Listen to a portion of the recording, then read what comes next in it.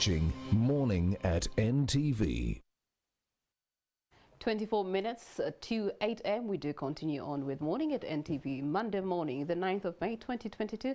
My name is Priscilla Regina Naluoga. Now, this morning, every parent, every guardian, every caretaker, the entire country is trying to prepare the children to return to school. This is the official reporting day for the second term of 2022. Amidst a new normal, or what would have been familiarly the old normal, but of course we have consideration that COVID-19 is still here and we must apply the required terms and conditions, SOPs, for the education system. In our Kickstarter this morning, we're looking at rising commodity prices dominating schools reopening. Of course, this has affected the prices.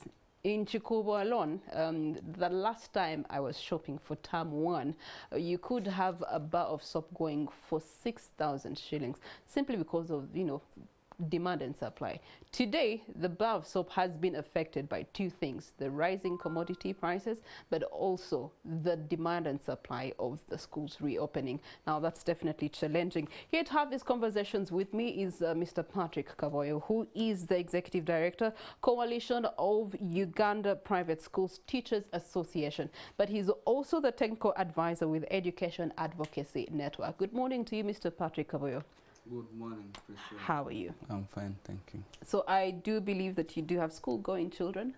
I do. And what is this day looking like for you? What have been the preparations like for you? It is a hard question because for the last 2 weeks we have been looking for money to pay fees. There are those whose fees we have paid fully. Then there are those whose fees we have not paid fully. But of course, we know they have started. Suffice to thank those school administrators that have a human face. Oh, yeah.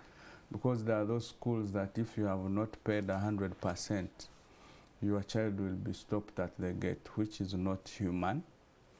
But also to recognize those that have made it a point that parents are given an opportunity to discuss and pay in installments.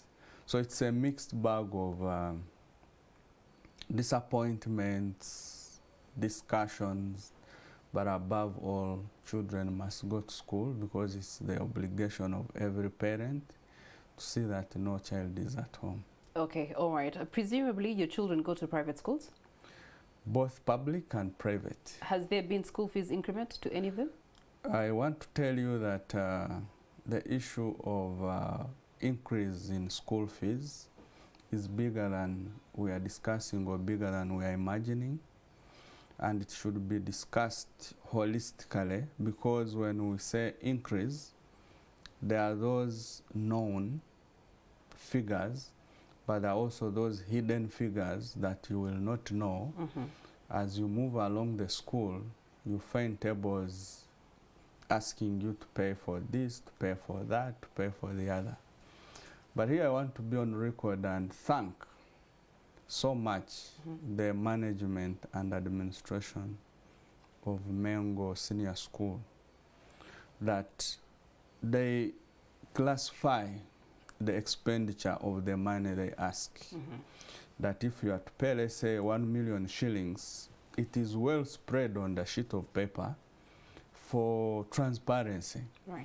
And you will see that this is what I'm paying for. So every school should and this is strive. what should be expected Exactly. on delivery. And the Ministry of Education and Sports should benchmark on Mengo Senior School, not only on fees. I'm not here like trying to market it or speak for it, but this is a fact. And this is what I have seen. And I should share what works. Okay. Or if there are other parents there, know that there are schools where you struggle to know exactly where this money is going. And that's the conversation my colleague and I were having earlier. We were asking ourselves, yes, there's the blanket figure that they give you, but some schools, just like Mengo, have also taken it upon themselves to actually break down what we call the school fees structure and let you know that you're paying for this, this, this, and this. And in such a time as this, I was of the view that perhaps parents now have the opportunity to not pay for some of these things if they're not directly infringing on the education, the primary education of the child. I want to tell you that we have a problem in this country. A problem stemming from lots of distortions. For instance, it is weird for you to note that a pupil or a toddler in nursery school pays more than that one in secondary school. And as we speak now, there are secondary schools that are charging more than universities. But there are also primary schools which are charging more than secondary schools. And these, I'm talking about national schools and not international schools.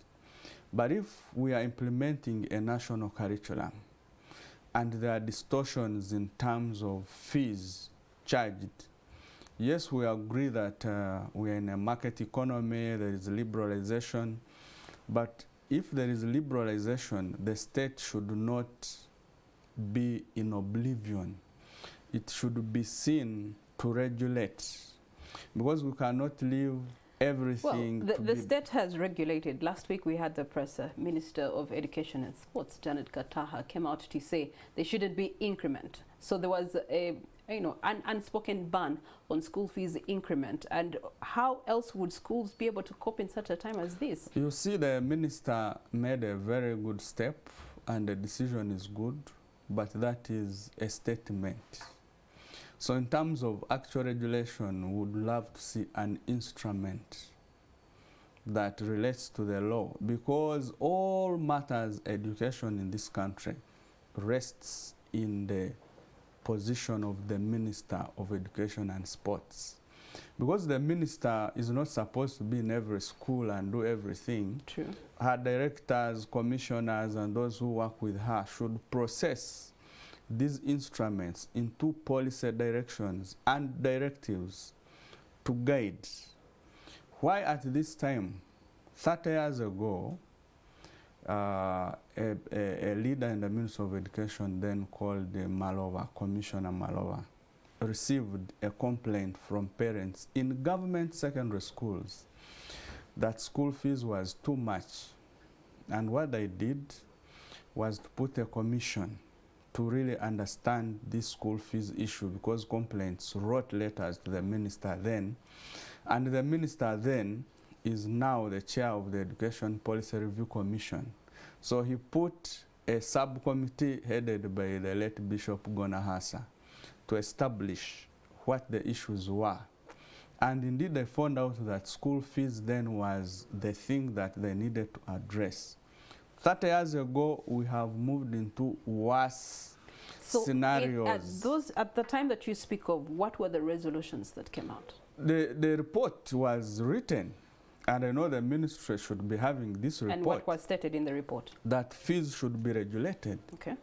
That in government schools? Yes, in government schools. That so outrageous. It still gives leeway for the private schools to do how much they please to charge. 1992, private schools were not as many as we have them now.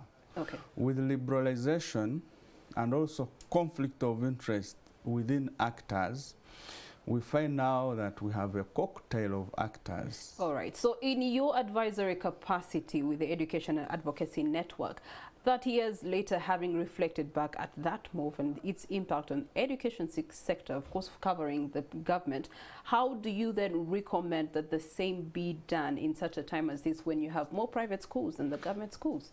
Three issues. They're uncontrolled. 3 issues. One, we know that the sector is undergoing reform now, but reform is a process, is not an event. But the issue of school fees is an action that recurs every time. You are asked to pay 1 million shillings as fees, but you have a litany of requirements that amount to 500,000 in terms of expense. Then you ask, what exactly does this 1 million do in terms of buying essential needs for the school? Because we no longer buy too much chalk because we are using technology. So can we see the expenditure in terms of internet, in terms of payment for wage? So what you ask we need to do is to urgently put a committee, a subcommittee that is consultative, that is not only for the Ministry of Education and Sports, for God's sake. Get representation for parents, representation for learners themselves, because these are people who are taught. The end users. The end users. Bill. Get yes. representation from civil society actors. Get representation from the ministry itself. Then get representation, including from the media, because you report these issues. Then assign 3 months to go and actually find out what is done in these schools. And mind you, we lose the topic when we tilt it to only private schools. There are government schools that are charging highly compared to private schools. And we're tilting it to private simply because of the regulation thing that you talked about earlier on. While the government institutes, yes, they already have regulations that govern them. It's just that they are choosing not to pay attention to the regulations. Neither is there regulation survey evaluation of what is being delivered in the government schools. But in the private sector, the challenge is that no one is looking into them. No one is regulating them. Except for maybe the teachers associations and school owners associations, there's no what you have actually referred to as committees that are there to assess the delivery of the education service to the Ugandan in a whole. You cannot regulate yourself, because that's why in audit we have the internal and external audit. The private schools have a whole department of private schools and institutions at the Ministry of Education and Sports. So we do not regulate singly and say we are now going to regulate public, we are going to regulate private. We are supposed to regulate all actors in the sector to follow set parameters. Okay. And the parameters are well documented in the basic requirements and minimum standards of. Please highlight those for us. Yes. To highlight, a school should have number of teachers, a school should have a management or governance structure, a school should have furniture, a school should have ABC. But when we come into the issue of charges, for you to levy those costs, it means that the school board of governors or school management committee shall have sat, passed and agreed to those figures. But you will get to the ground and find that schools do not have functional board of governors or school management committees. And when I say functional, it should rhyme with actual representation of members as the law subscribes, that there should be representation of parents. There should be representation of old boys and old girls. Are we sure that those representatives indeed passed that we should have the fees increased to that amount? So the governance structure of schools and accountability mechanisms must work. But also the voice of parents is not heard in most of the schools, including universities. I will tell you, I went to a government school in my senior years, and they did have a committee that had a representation of the people that you have talked about. Of course, the board of governors, parents were represented, old students were represented, and even present students were represented, and no decision would be passed unless it has gone through. And even if it had gone through and passed, those that were not finding it convenient would still appeal so that it can be revised for the consideration of the majority. But today we see that absence of the governing structure especially in the private sector of education. And it brings back to the question of how do we do monitoring and evaluation? How do we sensitize parents that they should be influential in what is actually happening in the schools that they take their children to? For us to have the voice of parents significantly recognized in the law is to have the Education Act, have clear roles of parents, teachers, and learners in the law. It means, therefore, that the Education Act, which is long overdue for amendment, should capture those issues as of now. And a good law is one that addresses issues that are prevalent. When we look at issues affecting us now, are issues of tuition, are issues of participation, are issues of voice, are issues of value for money and accountability. So that's what should be done. Two is that the Ministry of Education and Sports should strengthen its quality assurance arm. You asked about monitoring and evaluation. I know that the ministry has a monitoring and evaluation framework and officers who are there, but the sole quality assurer is the Directorate of Education Standards. If I ask you as a parent or parents who are listening to us, they cannot mention of any reports from the education monitoring unit that they have received. Mm-hmm. Can we have the Directorate for Education Standards publishing all those findings that they make in their reports to be public, to improve the delivery of education, not to have them or to feed them with the minister, but we need them also to come out and pronounce themselves on the charges, on the day-to-day affairs of school governance, on the day-to-day affairs of how parents, teachers, and learners are relating in the school system, leave alone the report cards that we receive. We know for sure that schools are doing their best.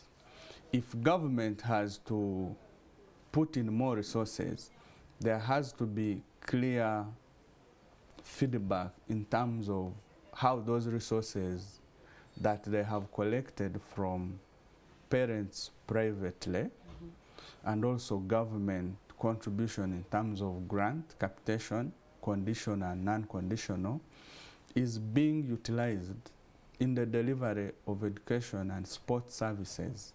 That is the demand, and it's a right demand. It's not far-fetched because we deserve to get that information. Okay, all right. Relatably, we are asking ourselves the question of, how influential government can be, especially in the conversation that I'm having with Mr. Patrick Kaboyo here. We're talking about cost of education, regulation of education, as well as the role of stakeholders. Now, role of stakeholders, we're still focusing on the Ministry of Education and Sports. The best case example would be, and case study rather, would be COVID-19 in the midst of the reopening of schools.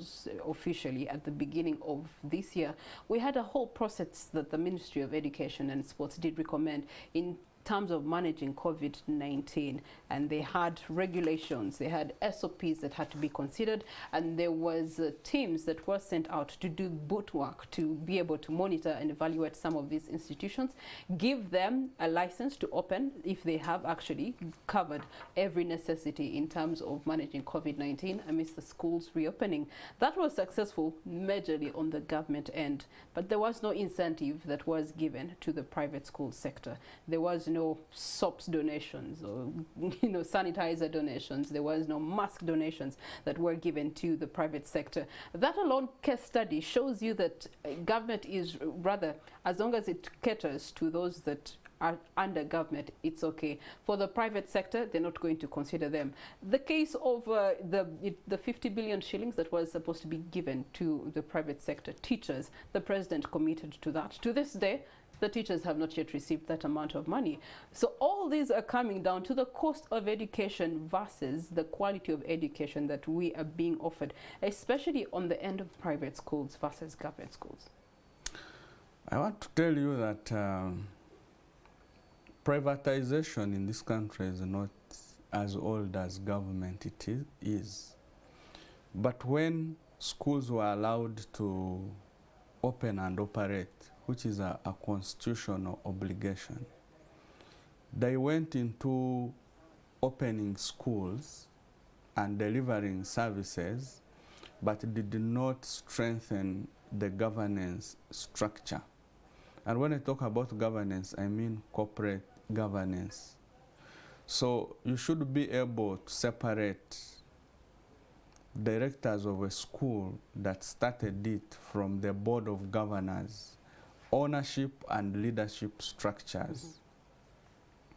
To answer the first question of the presidential donation, it was true that the president of this country offered 20 billion to teachers.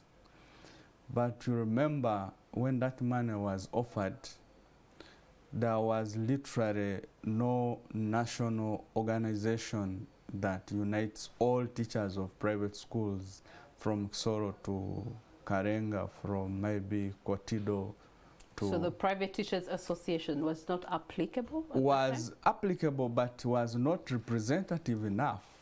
And because of that, they ought have been supported to be strong. But what did we see? We saw creation of new associations for, I call them COVID babies. So we saw lots of COVID babies in directors of schools and also teachers in private schools. And because of that, there was a confusion of who the genuine actors are.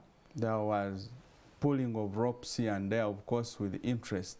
So that sent early warning signs that that money could be mismanaged or swindled.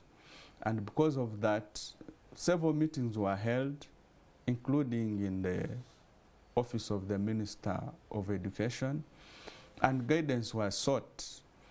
Until now, I think the concerned authorities are supposed to streamline, to have those teachers receive that money, and not ghost teachers in private schools, but actual teachers who are in the schools teaching. On the point of government not extending any assistance to private schools, I think it is very bad. It is in bad spirit, because the students who are taught in private schools are not private students. They are Ugandans. They are students for the state. For the state. And they also don't do private school exams. They sit UNEB exams. And when results are read at the end of the cycle, they perform exceptionally well. So the country gets that national glory from those people who have performed. So it was humane enough that government ought to have extended a bare minimum incentive to the schools. But what we saw was the bureaucracy within government as usual, with usual promoters, the bureaucrats, sitting and saying, for this, we send private schools to Uganda Development Bank. Uganda Development Bank is like a heifer whose milk you will never get until it grows. So you keep waiting. For the small, medium enterprises, money, to date, schools, private schools are not so happy, and because of that, the brunt of expenses is remitted to the parents, because government failed to respond in terms of giving them assistance. So for them to cope with the expenses that they have, now parents have to pay an extra charge in terms of the cost, because they also have to make ends meet in the school. But that should not be forever. So government has to come up and give a subsidy to these private schools. Maybe we would say, let it give some detergents to all schools. The cost if government will be reduced. did do it in the time of turmoil, when this country is upside down, do we have expectations that government is going to do it later on? You see, government, you can never get anything good from government if you don't push it. You have to keep pushing. So and how you don't do we get to push the government on behalf of the conversations that we are having to be able to do it now more than later? Because why am I insisting now? We already have experienced school fees increment because of the pandemic, right? True. Now we are experiencing another increment burden that's coming back to the state people because of rising commodity prices. So how do we get to push the government now to be responsive, not reactive? Two ways. One, there are those economists who are listening to us who predicted this or who know this for sure. Then there are those academics that should right away carry out rapid assessments or research. And if you have the assessment, it should speak to the facts because you have evidence, and present those facts to government to ask for action. So if you present about 2 to 3 reports that are speaking the same thing, let's say if the Economic Policy Research Center did the same and the Basic Research did the same, and maybe NTV also did the same in terms of finding out, government will have no choice but to respond to these issues in the reports, and then we shall have a push mechanism for it to act. Okay, yes. All right. Now we want to go into the conversation of the new curriculum. We're asking ourselves, there's a letter that we read earlier on in the papers. How do we get to have a curriculum that prepares the future leaders, the future citizens of Uganda for 2050 and not 1950s? So has the new curriculum and teachers' pay taken the back seat in regards to school fees increment right now? I want to tell you that I have read in some circulars where some private schools are writing, parents are saying, we expect you to pay 200,000 and this money is for the new curriculum, which is very wrong and unacceptable. Curriculum review and revision is part of education processes for reform. And I want to say that currently the sector is undergoing serious reform that requires all actors to be part of the process. But in terms of how this curriculum is delivering us to where we want to go, you see, you and I in school then, we had teachers who used to be referring themselves as Mr. Chemistry or Mr. Mathematics has come. And I believed that they knew it, and the learners were to just get from them, they were just depositing knowledge. But this curriculum emphasizes that it should be learner-centered, is that it should focus on competencies, that a learner should be able to showcase the competence that they have. And in terms of that, like it is done in international schools, this curriculum also offers an opportunity for the teacher to engage learners in project work. So that project and the values and skills they get in terms of teamwork, research, organization, patience, resilience, in a way builds a student for international linkage. But also the fact that the curriculum departs from the 100% assessment that marks have to be given by the national examiner, who is UNEB.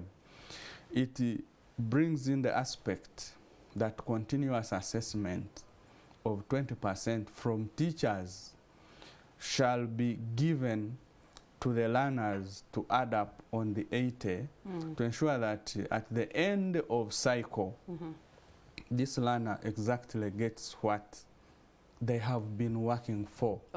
And knowing. Yes. Yes. Mr. Kaboyo, another discussion that is in the wake of schools reopening is that teachers choosing to put their tools of trade down simply because, again, there's a broken promise that has not been fulfilled yet? I don't subscribe to discrimination. I don't subscribe to lack of equal opportunity. And I don't want to sound strong on this, but the teachers of science should do more to engage fruitfully without sounding bells of sitting down. Because learners cannot be taught only by artists or humanities. They need both teachers of science and teachers of humanities. And what would be your recommendation at such a time as this, while they want to push their agenda vis-a-vis actually aiding the continuation of the education? My recommendation on that is that government must show cause why it exists and puts them to order.